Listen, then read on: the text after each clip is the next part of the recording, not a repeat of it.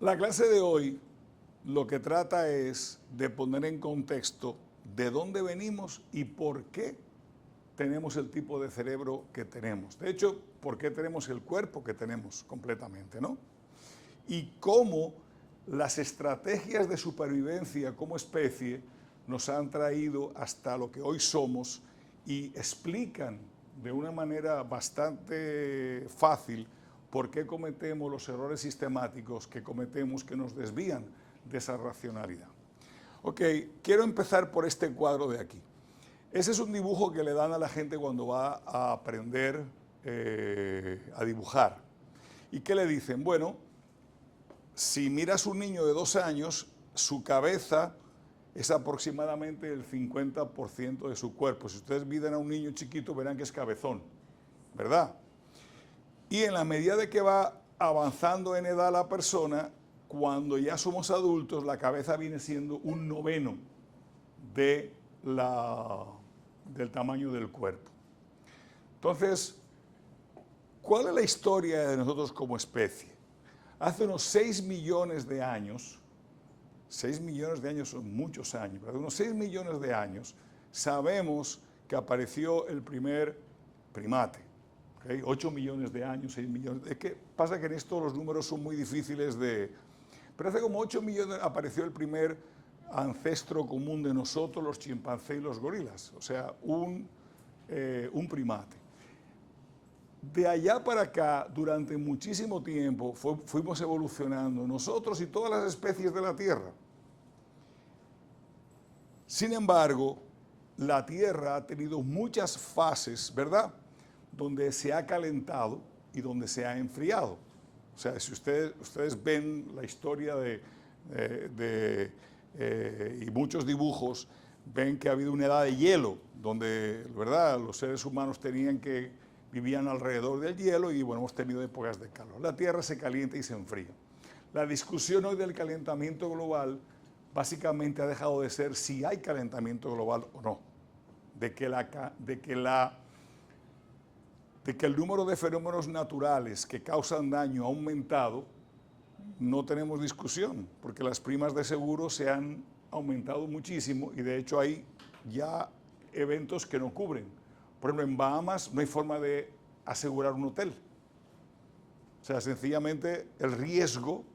Entonces, en las discusiones, una de las cosas buenas que tiene la economía es que en muchas discusiones ideológicas tú puedes recurrir al mercado para que te dé una respuesta. ¿Hay fenómenos de calentamiento global? Bueno, pregúntale al mercado de seguros. ¿Ustedes están exigiendo una prima más grande? Sí. Bueno, pues por alguna razón será, ¿no?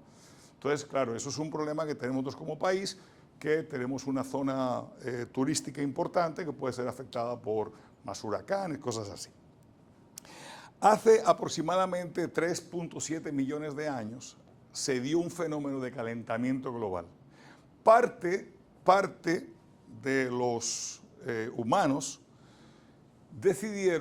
parte de los primates decidieron abandonar los árboles, o no tuvieron más alternativa que abandonar los árboles, porque no habían árboles. O sea, el árbol es el sitio más seguro para un primate. Los únicos que pueden subir a los árboles son los monos. Bueno, los pájaros vuelan, ¿no? Pero subirse a un árbol es complicado. Quizá el leopardo puede subir, pero es muy difícil. Después que todos los predadores no pueden subir a los árboles. Pero ¿qué pasó? Al desaparecer los árboles, el humano tuvo que bajar.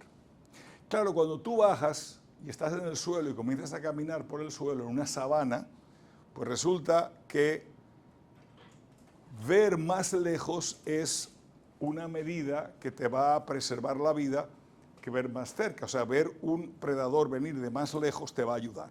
Entonces, ¿qué pasa? Como funciona la evolución es que hay una variable, una variante que tiene alguien en la especie, y como esa variante se muere menos, pues comienza a convertirse en dominante en la especie y se va quedando.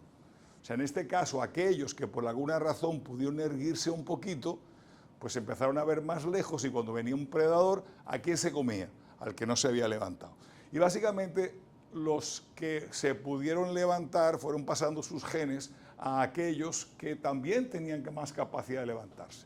Entonces, una cosa que le ocurrió es que apareció hace ya unos 1.5 millones de años, más o menos, el Homo erectus, ¿no? Hace 2 millones de años. Aquí, como le digo, en esto medio millón más, medio millón menos, depende del descubrimiento. Depende del año que tú leas. Por ejemplo, cuando se descubrió hay un esqueleto que se descubrió en Asia, que cambió, se le metió muchísimo, cambió mucho los números que tenemos, porque es que no encontramos a veces esqueletos que nos permitan, restos, definir lo que está pasando. Ahora, ¿qué le ocurre al ser humano cuando se pone de pie? Cuando se pone de pie y tiene que caminar y correr, hay un problema que se le estrecha la cintura. O sea, la cintura, si tú quieres correr, no puedes correr con una cintura grande. Tienes que estrecharla necesariamente. Es un tema de mecanismo, no es mecánico. Claro, si tú estrechas la cintura, ¿no? En este caso, en la zona, ¿qué va a ocurrir? Que el tamaño del bebé que puede cargar una mujer está reducido, porque ¿cómo va a dar a luz? Entonces nosotros, en la medida que nos fuimos poniendo inteligentes, empezaron a pasarnos dos cosas. Comenzamos a hacer más grande el cerebro, pero estrechamos el tamaño de la capacidad donde podíamos tener ese bebé durante la fase de gestación. Entonces, ¿qué empezamos a hacer? Bueno, empezar a dar a luz a niños crudos, que es lo que hacemos hoy. O sea, la razón por la cual el humano, cuando da a luz a un niño que no tiene absolutamente ninguna capacidad de nada, no se puede alimentar, no se puede defender, pero es el único animal en la especie que funciona así. O sea, ustedes habrán visto en películas de animales que una jirafa tiene una jirafita y la jirafita se para y se va corriendo, y ya está. O sea, pero el humano no, el humano no tiene absolutamente la capacidad de nada. A un niño que nace y no le dan la atención completa, es que no hace nada. De hecho, podríamos alimentarlo y podríamos darle calor y podríamos cuidarlo. Sin la presencia de la comunidad no se desarrollaría intelectualmente. Esos casos, por ejemplo, de niños que han estado en orfanatos, ¿no?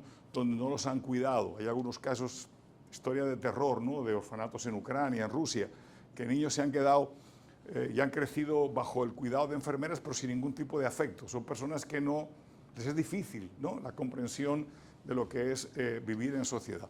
Ok, claro, ¿qué pasa? Ese Homo erectus hace como 500.000 años, y ahí la discusión era 300.000 años, ahora se habla de 500.000 años, aparece el Homo sapiens. Nosotros somos el Homo sapiens, ¿ok? Felicidades, ustedes han logrado llegar a ser Homo sapiens. ¿Qué pasa? Los Homo sapiens tenemos varias características que nos diferencian de los animales. En primer lugar, no tenemos absolutamente ninguna forma de defendernos.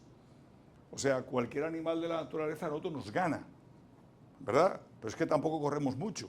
Entonces, esa respuesta de pelear o correr, los humanos no hemos desarrollado ni la una ni la otra. Entonces, ¿cuál ha sido nuestra estrategia de defensa para poder sobrevivir? Bueno, nosotros vivimos en pequeñas tribus, o sea, nos agrupamos en pequeños grupos y el grupo era el que nos permitía defendernos, ¿no? Porque andábamos juntos, nos permitía defendernos. Ahora, ¿qué pasa? Hace como 70.000 años, y nadie sabe por qué,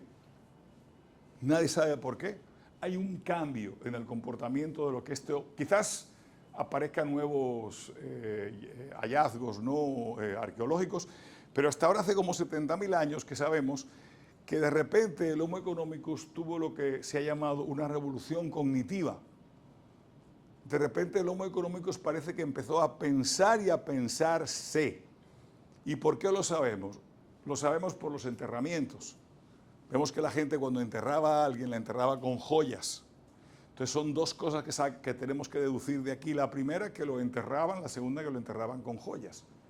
Cuando te entierran y te entierran con joyas es porque están pensando en ¿qué?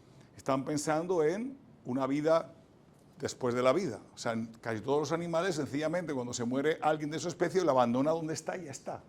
No todos los humanos ritualizamos la muerte de nuestra especie porque primero sabemos lo que es morirse. O sea, los gatos no saben qué es eso de morirse, ni viven con la angustia existencial. O sea, Sartre, que escribió La náusea, no podría haber sido un gato, tenía que ser un humano. Para ser nihilista o para ser cualquier tema que angustie el alma, tú tienes que ser un humano, ¿no? O sea, es parte de nuestra naturaleza.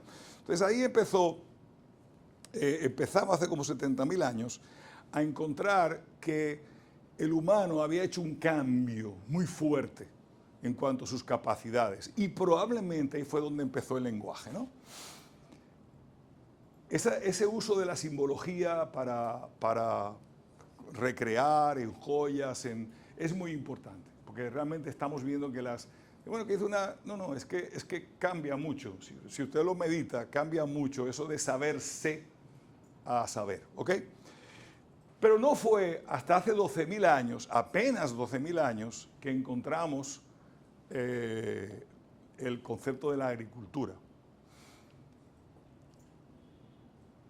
No está muy claro cómo fue que aprendimos nosotros agricultura, ¿ok? Sabemos sus consecuencias. La teoría de las teorías que hay, la teoría que a mí me parece más razonable es que sabemos que nuestros antepasados cuando cazaban, no cazaban como pintan en las películas, ¿no? Que la gente va a pelear con el mamut con una lanza y el mamut mata 15 y sobreviven 3. No es muy útil. Si cada vez que te comes un mamut te quedas sin tribu, no tiene mucho sentido. El amigo del humano, cuando peleaba con el animal, era el fuego. Entonces no era más cómodo que pegarle fuego a una loma, y el que no se moría porque se despeñaba del otro lado, se quemaba y ya estaba. Y tú recogías el producto de la cacería, porque se quemaban. Claro, ¿qué pasa? En estas zonas donde habían grandes superficies que se habían quemado, lo juntamos con el hecho de que a veces los humanos cargaban con ellos algo que pudiera ser duradero, cosas como el trigo, por ejemplo, que no se pudre. Entonces, si tú combinas que yo voy caminando voy a una zona y repito mi ciclo de visitas a la zona, por la caza, por lo que hay que puedo recolectar de los árboles, pero yo mismo voy dejando caer semillas de una especie que se va a reproducir en una zona donde la hay, en un terreno fértil. Acuérdense que los agricultores aquí, un gran problema que hay de deforestación es ¿por qué? Porque el agricultor de sobrevivencia quema el bosque para tener una tierra fértil. Entonces, en esas zonas es posible que haya empezado ahí a cultivarse, a darse grandes grupos del mismo cultivo, y ahí empezáramos a domesticar las plantas. Pero esencialmente, en lo que elaborábamos todas estas cosas, lo que estábamos haciendo era estableciendo relaciones de colaboración compleja. Es decir, yo tenía que dedicar mi cerebro no solamente a las actividades de conseguir cómo comer, sino es que encima me tenía que llevar bien con el vecino. Y además me tenía que organizar y tenía que dedicar a parte de mi tribu, dedicarla exclusivamente a la defensa, porque la otra gran parte se dedicaba exclusivamente a la agricultura. Había que hacer una división del trabajo. Todas estas ideas implican que jerarquías, reglas, leyes. O sea, empieza a crearse una colaboración compleja. Hay una colaboración simple y una colaboración compleja. La que los humanos utilizamos fue la colaboración compleja. Por eso dice Harari que un hombre contra un gorila siempre va a ganar el gorila, pero 10.000 hombres contra 10.000 gorilas siempre va a ganar el hombre, porque uno es capaz de organizarse, ¿verdad? O sea, y eso no le recomiendo que hagan la prueba, ¿verdad? Porque sería muy lamentable que, oye, fulano falleció, ¿qué pasó? No, quiso probar la teoría suya contraria y se lo comió un gorila. No está bien. Entonces, ¿qué pasa? Esta evolución compleja todavía, ¿verdad? Piensen que tengo que ver cómo brego con mi alimentación, pero además tengo que crear toda una serie de relaciones que están basadas en ficciones. O sea, por ejemplo, dice Harari, que a mí me gusta mucho, que cómo se constituye una... ¿Ustedes han visto a Amazon por algún lado? ¿Usted ha visto a Café Santo Domingo por algún lado? ¿Café Santo Domingo existe? Existe, existe. Si tú le vendes a Café Santo Domingo, tú recibes dinero, ¿sí o no? Sí. Y tú pasas ahí un edificio, ¿y quién es el dueño? Café Santo Domingo. ¿Pero qué es Café Santo Domingo? Es una empresa. ¿Pero qué es una empresa? ¿Qué es una empresa? No. O sea, hay un grupo, unos sacerdotes con traje y corbata, ¿verdad? Fueron a un sitio que se llama la Cámara de Comercio y dijeron las palabras mágicas. Hicieron una asamblea. Y en esa asamblea dijeron las palabras mágicas: yo me constituyo en compañía por acciones. Y pusieron un dinero, y ya el dinero no era de la gente. El dinero pasó a ser ¿de quién? De la compañía que se había creado ahí gracias a las palabras mágicas que se dijeron en la asamblea, ratificadas en la Cámara de Comercio y en la Dirección General de Impuestos Internos. Entonces a los que dijeron el dinero, a los que llevaron la plata a la compañía, dieron un papel. Y ya no era de ellos, ahora es de la compañía, y la compañía puede poner demandas y puede ser demandada. Pero es una ficción. O sea, existe porque nosotros creemos que existe. Y ya está. Entonces los humanos inventamos muchas de esas cosas para sostener jerarquías, para sostener... Entonces todo eso obligó a pensar. ¿Y qué pasa? Un cerebro que gasta mucho metabólicamente y tiene que pensar tanto como estrategia de supervivencia, ¿qué tuvo que hacer? Déjame organizarme de manera que no me agobie el tanto pensar. Entonces, pensar es una actividad reciente. Entonces, nosotros tenemos dos cosas. En primer lugar, como todos los animales, hemos aprendido a reaccionar rápidamente, como decíamos el ejemplo de que si yo veo un objeto moviéndose dentro de la habitación, inmediatamente me doy cuenta, pero me es muy difícil encontrar las 7 diferencias en un juego, porque para uno me he pasado, no sé, 6 millones de años bregando con esa práctica, mientras que el otro apenas tengo 12.000 años, ¿no? Cosas quietas. La segunda cosa es que sabemos reaccionar ante estímulos. Si a alguien le cae un vaso de agua fría en un restaurante, da un brinco enorme. O sea, es natural, no tiene que ir a la escuela para dar brincos cuando le cae un café caliente, por ejemplo, un vaso frío, no hay que hacer eso, ¿no? Nosotros sabemos hacer, eso lo hemos traído con el instinto. Pero esto de tener que pensar en colaboración compleja es nuevo. Planificar la agricultura es complejo. O tú siembras cuando es, o tú no cultivas. Entonces, nos metimos en un mundo donde realmente había una exigencia muy grande. Entonces, si el cerebro consume tanto, ¿verdad? El cerebro va a tener que repartir su trabajo. Hay varias formas de verlo. Morfológicamente, es decir, cuando miramos un cerebro desde el punto de vista de lo que hay en un cerebro, encontramos que tiene básicamente, acuérdense que yo soy economista, no soy neurólogo ni nada por el estilo, pero básicamente el cerebro humano tiene tres fases del cerebro, que parece que se han montado una arriba de la otra. La primera es lo que se llama el cerebro reptiliano, que es un cerebro que la única emoción que conoce es el miedo. La única emoción que conoce es el miedo. Y es la que nosotros tenemos, que es la más antigua de todas. Arriba de ese cerebro reptiliano se creó otra fase del cerebro, que es la que llamamos mamífero límbico. Eso lo compartimos con todos los mamíferos, por eso también se llama también mamífero. Ese nos permite discernir entre una cosa que es buena o mala para nosotros en términos generales, ¿verdad? Y es donde empezamos a sentir emociones. Fíjense que un perro o un gato pueden mostrar afecto, ¿verdad? Y saben quién lo quiere y quién no lo quiere. Y son mamíferos, nosotros también tenemos eso. Ahí comienza ya la parte de las emociones. Ahora, el grueso del cerebro nuestro es el neocórtex, que es la parte moderna del cerebro, que básicamente tiene la percepción sensorial, el control motor sofisticado, el pensamiento abstracto y la cognición y el lenguaje. El 90% de la corteza cerebral humana es este cerebro y el 85% de ese cerebro está constituido por materia gris. ¿Ok? Es el cerebro que tenemos nosotros. No es que tiene que ser más grande, ojo. O sea, básicamente hay un número de neuronas con conexiones de neuronas brutalmente grande, ¿no? Que nos permite pensar y pensar como pensamos nosotros como homo sapiens. Ahora, consume muchísimo cerebro, consume muchísimo, ¿no? Entonces, ¿qué pasa?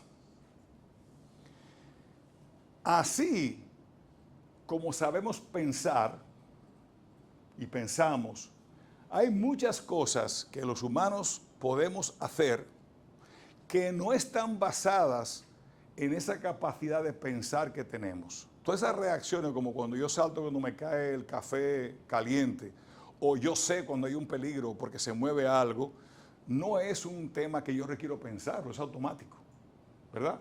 ¿Por qué? Porque eso procede de las fases primeras del cerebro, ¿no? La experiencia, dice Kahneman, por ejemplo, es la base de la intuición. O sea, la gente que tiene intuición normalmente no es más que experiencia, mucha experiencia en el tema. Nadie tiene intuición sobre cosas que no conoce. ¿Eh? O sea, hay mucha gente que dice, yo creo que ese es el caballo que va a ganar. Y dices, wow, y la pega. ¿Por qué? Bueno, porque tiene tanta experiencia acumulada que sin tener la data lo huele, ¿no? Sabe. Y ustedes saben que hay muchas cosas que ustedes saben simplemente sin pensarlo mucho. Saben, aunque uno se equivoca, pero generalmente uno sabe distinguir qué persona es de tal manera, qué persona tiene un acercamiento hacia mí, con qué intenciones. O sea, que hay muchas cosas que uno puede sacar. Vamos a ver en la próxima clase en detalle, ¿verdad? Todo este tema de la dualidad cognitiva. O sea, hay mucha literatura sobre dualidad cognitiva. Desde Platón en la República, que ya lo plantea así, hasta varios científicos en el siglo XX y XXI. Ahora, hoy en día, la posición dominante en la teoría de explicación del pensamiento es lo que se llama el sistema 1 y el sistema 2, que básicamente viene de los estudios de Kahneman, que publicó un libro que se llama Attention and Effort en el año 73, que a partir de ese libro es donde se viene a confirmar el hecho de que tenemos dos formas diferentes de pensar actuando todo el tiempo. Eso lo veremos en la próxima sección completa. Lo importante es entender que nuestro cerebro está así y es así por una razón, porque evolutivamente es la que nos ha traído hasta aquí. ¿Podríamos haber llegado hasta aquí de otra manera? Sí, porque podemos haber evolucionado de muchísimas formas. Pero en el mundo real lo más fácil no es evolucionar, lo más fácil es desaparecer. Por cierto, nosotros los humanos en estos 12.000 años, gracias a nuestra intervención, hemos hecho desaparecer el 95% de las especies que existían en la Tierra hace 12.000 años. O sea, el humano ha sido la causa de lo que en esta fase nueva, ¿no? Del ser humano, le llaman el neoceno, ¿cómo que le llaman? Básicamente hemos tenido un impacto brutal sobre la naturaleza. Ok, entonces, la segunda cosa que yo les quiero presentar sobre el cerebro es que el cerebro no funciona como nosotros esperaríamos que funcionara. ¿Ok? O sea, y esto va a ser muy importante para definir algo que va a marcar todo lo que vamos a ver en la clase a partir de ahora, que es el concepto de punto de referencia. De punto de referencia. Algo esencial de la teoría convencional, ¿verdad? De la teoría de Bernoulli, es que la utilidad depende de la riqueza en términos absolutos. Yo tengo más dinero, tengo mayor utilidad, tengo menos dinero, tengo mayor utilidad. Y dentro de las cosas que no entran en la función de utilidad son lo que le pase al otro. Pero ya vimos también en clase, por ejemplo, que si no me acuerdo el ejemplo que pusimos, ¿no? O sea, si Juan tenía 5 millones ayer y hoy tiene 2, y Luis tenía 1 ayer y hoy tiene 2, ¿quién va a estar más feliz? Bueno, obviamente toda la clase estaba de acuerdo que iba a estar más feliz el tipo que venía de ganando dinero y muy infeliz el que había perdido dinero, pero al final tiene la misma cantidad de dinero. Entonces, en la teoría económica convencional, ambos, si tuvieran la misma función de utilidad, tienen la misma cantidad de riqueza. Sin embargo, sabemos que las dos personas no están viendo la situación de una manera igual. Uno la está viendo como una ganancia, pasé de 1 a 2. El otro está viendo como una pérdida, tenía 8, tengo 2. O sea, entonces el cambio, ¿verdad? Sabemos que impacta. Vamos a ver eso también bastante en detalle. Pero vamos a ver ahora cómo es que el cerebro humano entiende lo que es la utilidad. ¿Okay? La utilidad, en la teoría clásica, está relacionada con el consumo.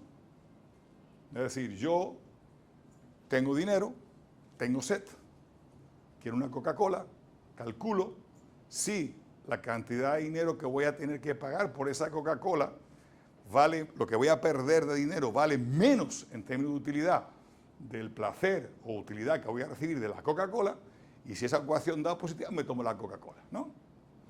Ahora, ¿cómo funciona ese consumo? Vamos a ver dos experimentos. Los monos del Dr. Schultz y la rata del Dr. Berkshire. Y yo le puedo decir ahora que ustedes son iguales que los monos del Dr. Schultz y la rata del Dr. Berkshire. ¿Okay? ¿Cómo fue este experimento de los monos? Estos monos lo que hacían era lo siguiente. Al mono se le ponía delante una caja, ¿no? Se abría una caja. La caja tenía dos ruidos, tenía dos formas de notificar al mono. La primera era que cuando la caja se abría, hacía un ruido, clac, ¿no? Se abría. Y el hecho de que la caja estuviera ahí, se la pusieran delante, también le daba la posibilidad de ver la caja. Entonces, estos dos estímulos, visual de la caja y auditivo, ¿verdad? A los monos le daban una caja con comida o le abrían la caja donde estaba la comida, y ¿qué hacía el mono? Pues se comía la comida. ¿Y qué le pasaba al cerebro del mono cuando se comía la comida? Que de repente se producía una lluvia de dopamina. ¿Qué le llamamos a eso? O sea, la dopamina corre por el cerebro, ¿no? Y conecta una neurona con otra. Cuando hay mucha actividad de dopamina, el cerebro se ilumina. Cuando lo vemos en un monitor de... O sea, el mono, imagínenselo con todos sus ganchitos puestos, ¿no? Y su gorrito y tal. Entonces, bueno, el mono cuando se comía la comida, ¡wop! ¿Por qué? Pues estaba dándole comida. O sea, era placentero, ¿no? Entonces, la pregunta fue, ok, pero ¿qué pasa si yo en vez de yo darle la comida, yo le pongo la caja solamente? Pues cuando le ponía la caja al mono, el mono también hacía el mismo disparo de dopamina. Igual que si hubiera comido. Si al mono le daban el ruido de la caja abriéndose, ¡plac!, el mono también hacía una nube, o sea, una lluvia de dopamina. Ustedes conocen el famoso experimento del perro de Pavlov, ¿no? ¿No? Que Pavlov es un psicólogo húngaro que hizo uno de los experimentos más conocidos, ¿no? Y que básicamente dio origen al conductismo.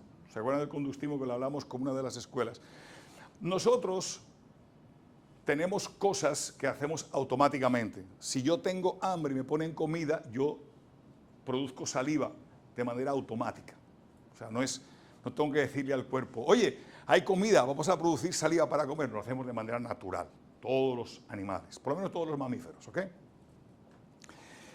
Cuando tú a un perro le pones un pedazo de comida adelante, ¿qué va a hacer? Salivar, ¿no? Y comerse. Si tú a un perro tocas una campana, ¿qué hace el perro? Bueno, cualquier cosa menos salivar, ¿verdad? O sea, una campana que le suena al perro, igual lo asusta, qué sé yo, pero no es verdad que le va a producir salivar. ¿Qué es lo que hizo Pavlov? Pavlov cogió un perro y cada vez que le daba comida le tocaba una campana. Cada vez que le daba comida le tocaba una campana. Hasta un día que le tocó la campana nada más. ¿Y qué hizo el perro? Salivó. Entonces sabemos, y eso por ejemplo en la formación de hábitos, para todo aquel que quiera cambiar algo en su vida, ¿no? Yo oí un curso recientemente sobre filosofía y psicología, ¿no? Una comparación de las dos cosas.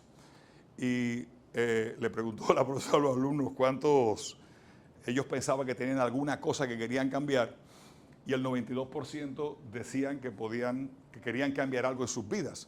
El otro 8% son unos bromistas, ¿no? Siempre que tú puedes votar anónimamente, siempre hay un bromista. Pero en general todo el mundo quiere cambiar algo. Si uno quiere cambiar un mal hábito, esto es importante que lo vayan entendiendo porque es la forma de cambiar los malos hábitos. Cuando sonaba la caja, el mono hacía una tormenta de neuronas de dopamina. Cuando veía la caja también. Pero ¿qué ocurría cuando se abría la caja y no había nada? Bueno, el mono sentía decepción, como es natural.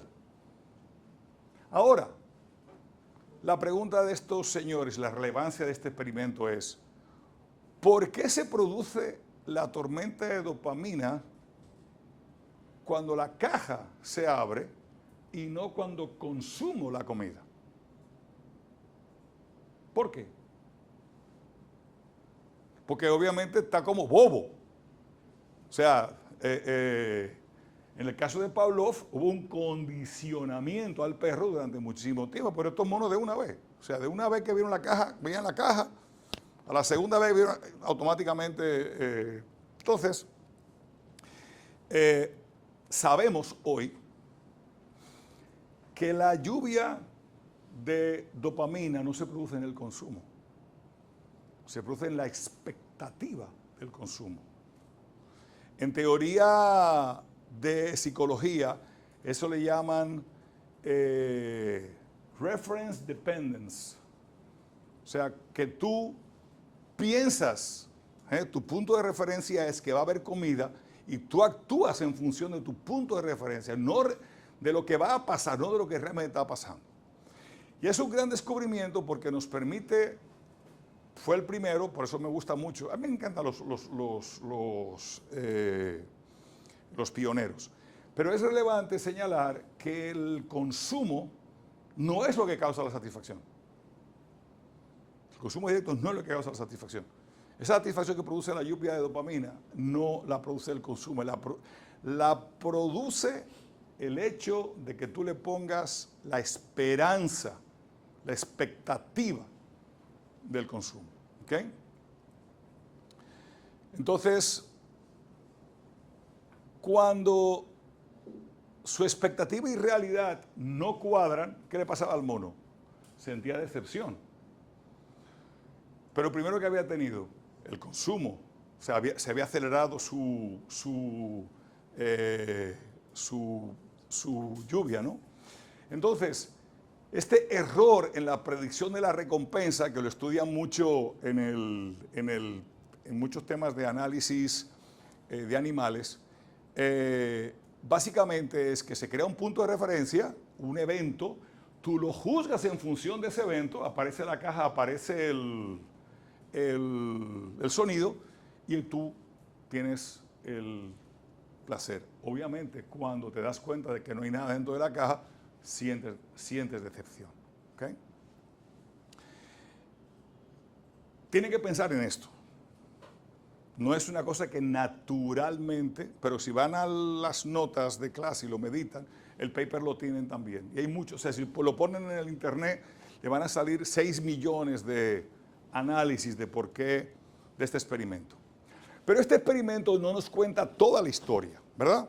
Necesitamos otro experimento adicional para entender bien cómo funciona esto del punto de referencia. Y este es el caso de las ratas de Bedrich, ¿ok? Bedrich inyectó a las ratas con una neurotoxina. Básicamente le mató todas las neuronas que son receptores de dopamina.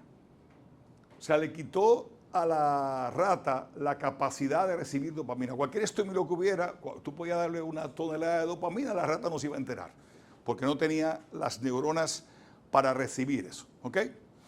¿Cuál fue la consecuencia? La consecuencia es una cosa que se llama afagia. ¿Ok? En los humanos la afagia básicamente es unas ganas de no hacer nada. No quieres comer, no quieres andar, no quieres vivir, no quieres hacer nada, ¿no? Esa es la enfermedad que tiene Bruce Willis. Si lo han visto en los periódicos, que la familia lo retiró. Bueno, en el caso de las ratas, ¿verdad? Le dio, o sea, lo que tiene lo que se llama afagia pasiva, que es un caso bien extremo, obviamente, a esta persona, a esta pobre rata le inyectaron una neurotoxina, o sea.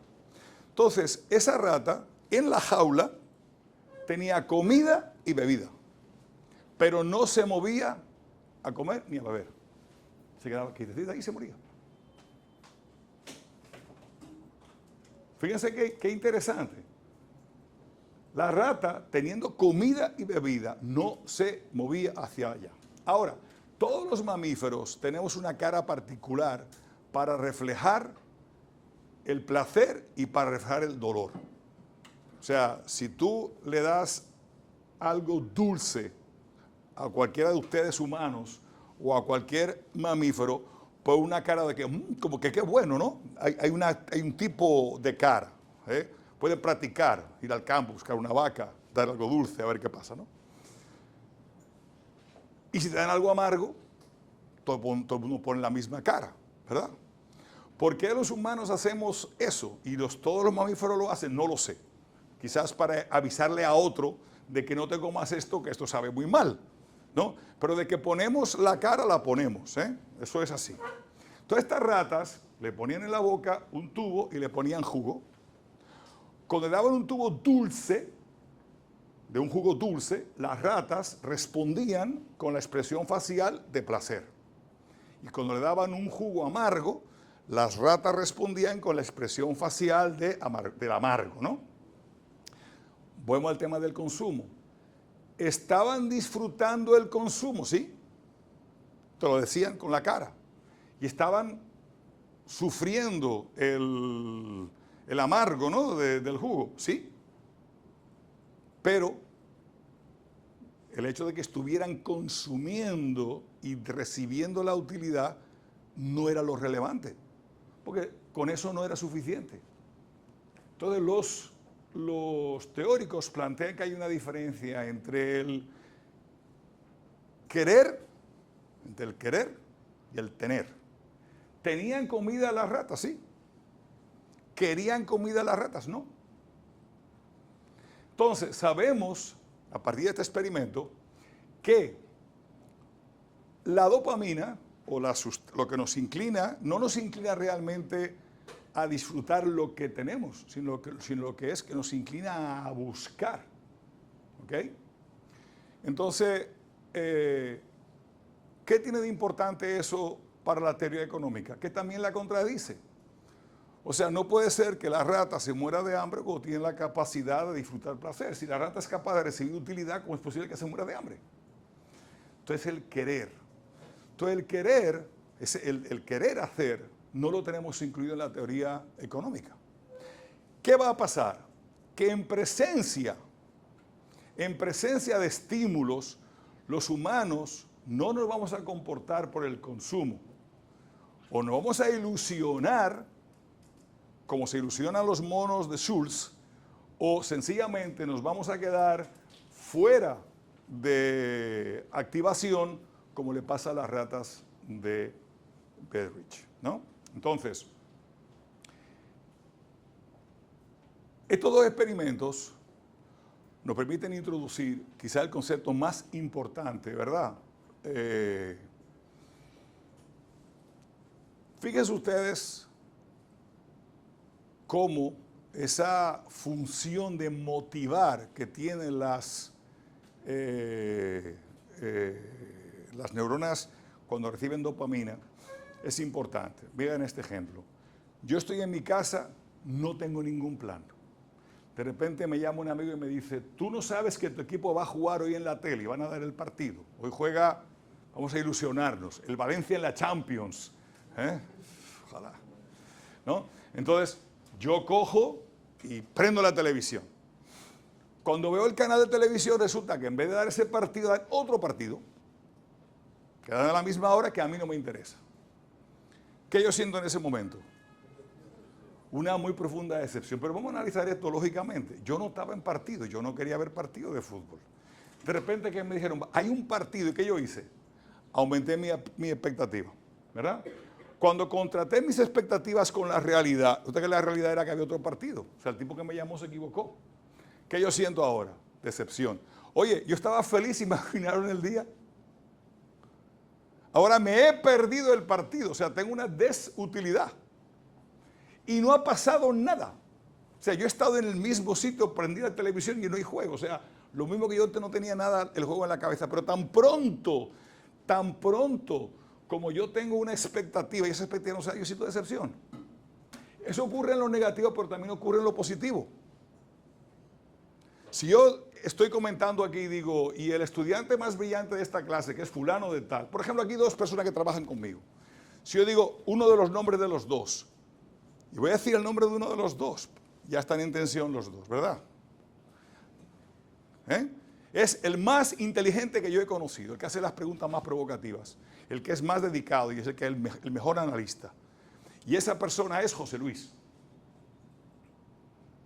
Si hubiera dicho aquí que uno de los dos es el más inteligente, se hubieran sentido sumamente feliz. No los hubiera aguantado nadie en su casa esta noche.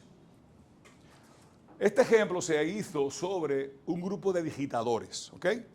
Lo más importante es que estas son personas que no tenían absolutamente ninguna expectativa de que iban a recibir más trabajo de esa compañía. Es como la gente que trabaja en un call center, que tú puedes trabajar por 4 horas hoy y más nunca hay trabajo para ti. O sea, eso depende de lo que sea. Estos digitadores iban a trabajar y era un trabajo, de hecho, lo que el experimento dice realmente, que son los CAPTCHA, ¿no? Eso que sale completas, cuando quieren que tú los ayudes, te ponen un CAPTCHA, donde tú tienes que decidir, demuestra que no eres un robot, y tú te pones ahí como un tonto a poner números, tú estás confirmándole a la computadora que esos números son correctos, tú estás haciendo el trabajo de esta gente, a esta gente le dan fotos y tienen que llenar los CAPTCHAs. ¿Ah? O cuando, por ejemplo, te dicen, complétame dónde hay una bicicleta, y tú comienzas a darle a la bicicleta y si no te deja entrar, ¿verdad? Óyeme, lo que está haciendo es poniéndote a trabajar por ellos. Entonces, esta gente hacían eso. Todo lo que se medía era la cantidad de CAPTCHAs que la gente era capaz de poner dentro de, en el sistema, ¿no? Y llenando. Se hicieron 3 grupos. La gente que tenía $3 por hora y la gente que tenía $4 por hora hicieron exactamente la misma cantidad de trabajo. Sin embargo, al grupo que los sorprendieron diciendo que iban a pagarle $1 más por hora, 25% más por hora, se fajaron a trabajar muchísimo. Entonces, ¿qué nos dice esto? ¿Por qué nos explica esto? Que aquí aparecieron los únicos tíos trabajadores que había en el Estado. O sea, resulta que si la gente se iba a sentar a trabajar y estaban dispuestos a trabajo por $3 y de repente le dan 4, desde el punto de vista de punto de referencia, ¿qué ha ocurrido?